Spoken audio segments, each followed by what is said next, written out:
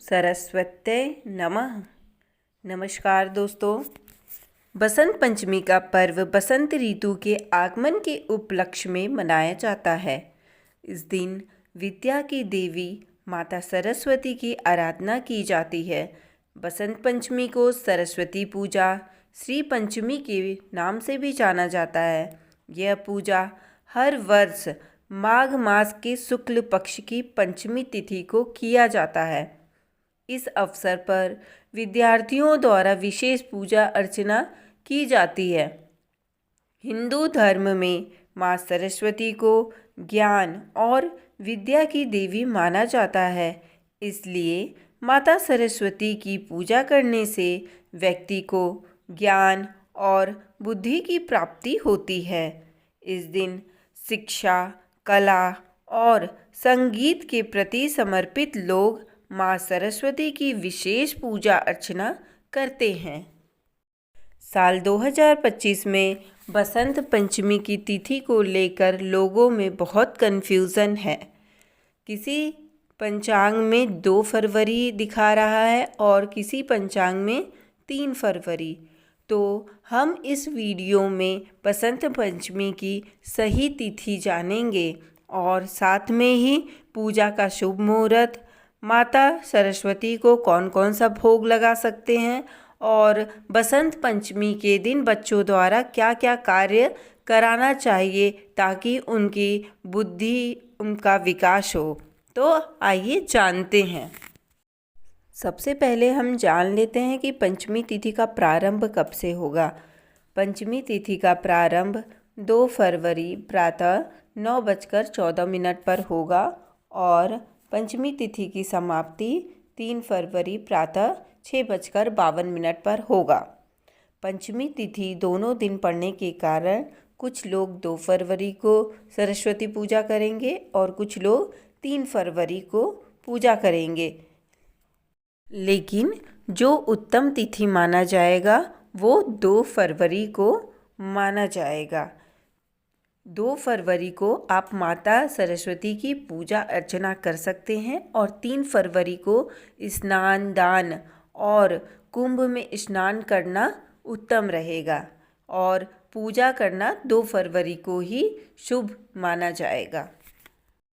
पूजा का शुभ मुहूर्त। पूजा का शुभ मुहूर्त 2 फरवरी सुबह 7:08 से दोपहर 12:34 तक रहेगा। माँ सरस्वती को किन चीज़ों का भोग लगाएं? माता सरस्वती को पीला रंग प्रिय होता है, इसलिए इस दिन पीले वस्त्र पहनकर माँ सरस्वती की पूजा की जाती है और उन्हें पीले रंग के पकवान और फलों का भोग लगाया जाता है। तो आइए जानते हैं माँ सरस्वती को किन चीज़ों का भोग लगाना चाहिए। पहला, पीले मीठे चावल। बसंत पंचमी के दिन माता सरस्वती को पीले मीठे चावल का भोग लगाना बेहद शुभ माना जाता है। ये खास चावल देसी घी, चीनी, केसर और सूखा मेवा से तैयार किया जाता है। आप चाहें तो चावल की खीर बनाकर उसमें केसर डालकर भी भोग लगा सकते हैं। दूसरा है मीठी बूंदी। इस दिन माता को मीठी बूंदी का भोग लगाया जाता है। आप चाहे तो बूंदी का लड्डू, बेसन का लड्डू भी माता को अर्पित कर सकते हैं। इससे माता प्रसन्न होती हैं और ज्ञान का वरदान देती हैं। तीसरा है मालपुआ का भोग। जिन बच्चों का मन पढ़ाई से भटकता है, उन्हें पढ़ाई में मन नहीं लगता है, तो उन बच्चों को माता सरस्वती को मालपुआ का भोग लगाना चाहिए। इसके अलावा कोई भी पकवान हो, फल हो, पीले रंग का आप माता को अर्पित कर सकते हैं। बच्चों से यह कार्य अवश्य कराएं।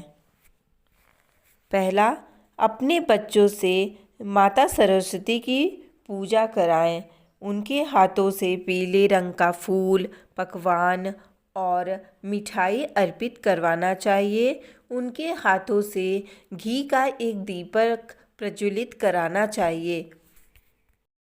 दूसरा, माता सरस्वती के मंत्र को ओम ऐं सरस्वत्यै नमः का जप आप बच्चे से 11, 21, 51 बार करा सकते हैं। अगर बच्चा छोटा है तो उससे 11 बार करा सकते हैं, और बच्चे थोड़े अगर बड़े हैं तो उनको 108 बार इस मंत्र का उच्चारण करने को कहें। इस मंत्र का उच्चारण करने से बच्चों में बुद्धि का विकास होता है, पढ़ाई में मन लगता है, एकाग्रता बढ़ती है। तो इस मंत्र का उच्चारण अवश्य कराना चाहिए। बच्चों द्वारा अपनी किताबों का भी पूजा कराना चाहिए। आप चाहें तो पूजा के स्थान पे ही कुछ किताब कॉपियों को रख कर उनकी भी पूजा करा सकते हैं। अगर किसी बच्चे का पढ़ाई में मन नहीं लगता है या फिर कोई ऐसा सब्जेक्ट है जो उससे याद नहीं होता है, उसे समझ नहीं आता है, तो आप एक पेपर में लाल रंग के पेन से जो ऊपर बताया गया मंत्र था ओम ऐं सरस्वते नमः, इस मंत्र को लिखकर जो सब्जेक्ट उस बच्चे को समझ नहीं आता है उस सब्जेक्ट की किताब में उस मंत्र को रख दे, और फिर जब तक उसकी परीक्षा ना हो जाए उस मंत्र को उसी किताब में रहने दे। इससे बच्चे को वह विषय बहुत ही प्रिय लगने लगेगा, समझ आने लगेगा, और साथ ही साथ बुद्धि का भी विकास होगा।